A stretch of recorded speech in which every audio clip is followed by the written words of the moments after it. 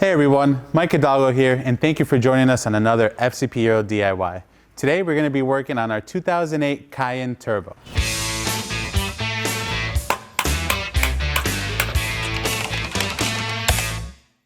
Today we're going to be covering how to replace the front brakes on your Cayenne. A couple of reasons you may want to look into this.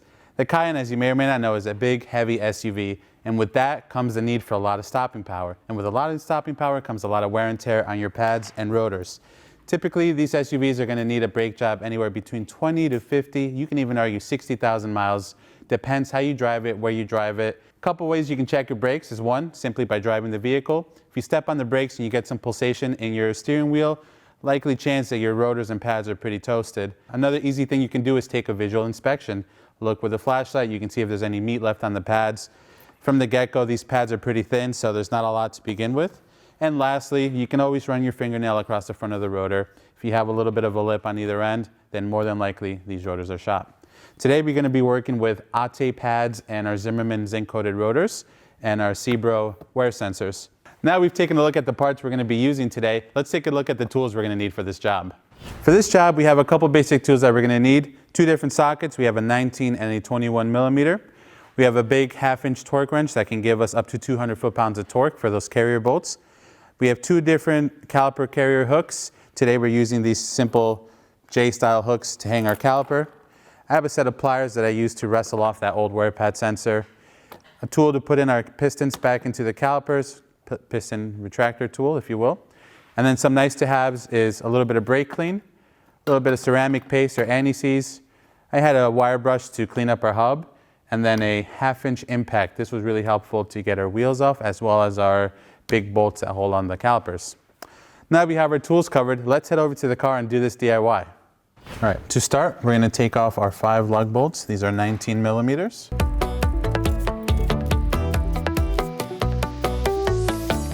Now we have our wheel off, we can go ahead and remove our brake pad wear sensor. It's going to be, you're going to have an electrical plug up here on the control arm, and then you have 2 tabs that go into each brake pad up front here. This one's already broken. Just pull off, leave this to the side. You want to remove the dust cap off the brake bleeder valve so you can free up the line itself. That pulls off there.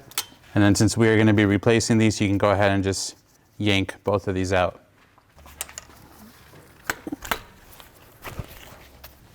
From here, you're going to need a 21 millimeter socket to remove the 2 21 millimeter carrier bolts so you can get this caliper off and access your brake pads.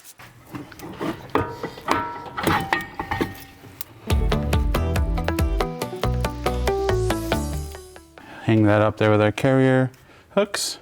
Next, you're going to need a T50 to get the rotor set screw off. I like to use a hammer to kind of shock the bolt a little bit, just to free up any corrosion that may be keeping this seized to the hub. Again, this is a T50. And then I'm going to thread a lug bolt back in so I can hit this rotor off and not have it fall on my foot.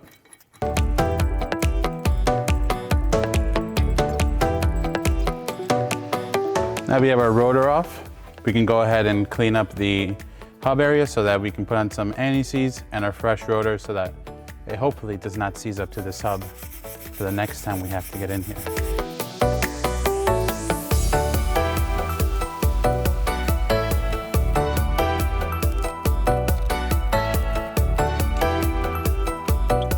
Now we have our hub all cleaned up. Before we put on our new rotor and anti-seize, you're going to want to go ahead and get these pistons compressed so that you can put in your new fresh pads.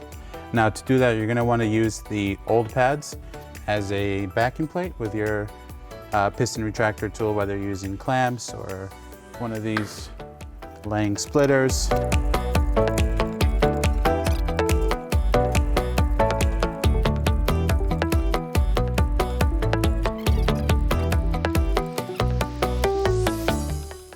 While we have our caliper off and our pistons pushed in, we're going to go ahead and replace these 2 metal clips that hold in the pads and give them tension. I'm just going to use a flathead screwdriver to release them.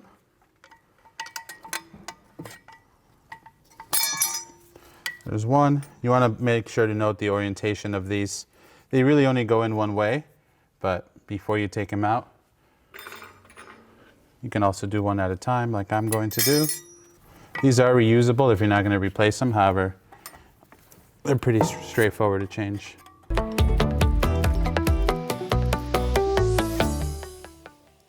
Voila. Now we can go ahead and reinstall our new pads. These new Aute pads come with new shims. These are just going to help reduce vibration, road noise, braking noise. So if you can, just make sure you line them up before installing them.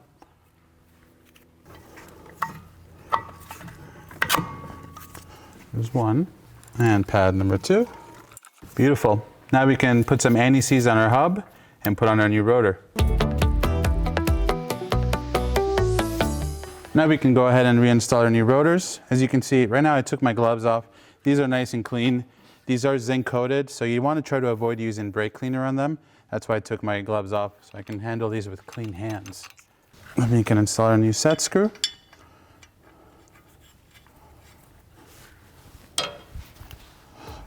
Again, this is a T50. Now from here, we can go ahead and reinstall our caliper with the new loaded pads. Once our caliper is on, we can reinstall our two 21mm bolts. Now you're going to want to torque down both 21mm nuts to 200 foot-pounds for these front calipers.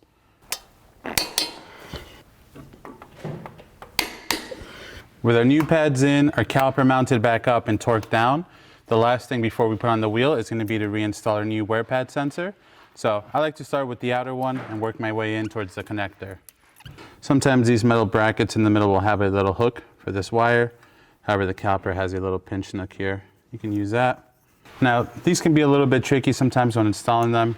So what I'm going to do is I'm going to put in the receiving end first, back into its bracket, and kind of twist it back into place to lock it.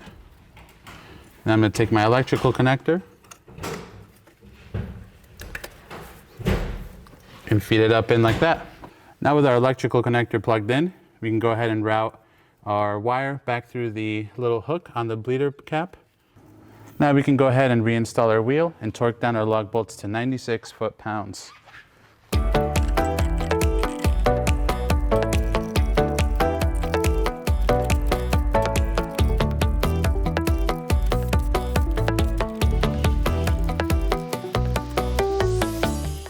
Well, there you have it, my good people. Another DIY in the books. Overall, a pretty straightforward job on this Cayenne with the big red turbo brakes.